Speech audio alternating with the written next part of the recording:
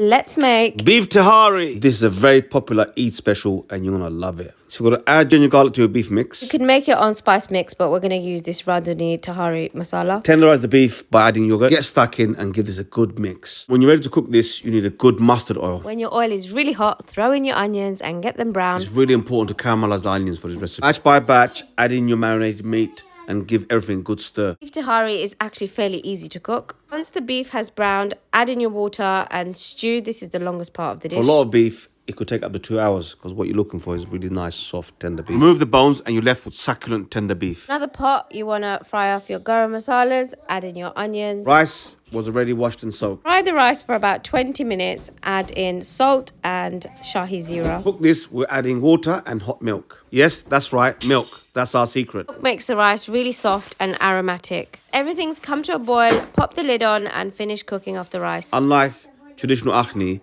you add the beef at the end. The beef is really soft and really tender. That's the reason why you add it at the end, so it doesn't fall apart and break. Gently stir and bring everything together. Add in fried onions, which we call beresta. You can make your own fried onions or just use the stuff that you get in the packet. For the finish, it's green chilies and kevra water. You're left with, in the end, for Eid special, is a mouth-watering beef Tehari. That turned out amazing, alhamdulillah.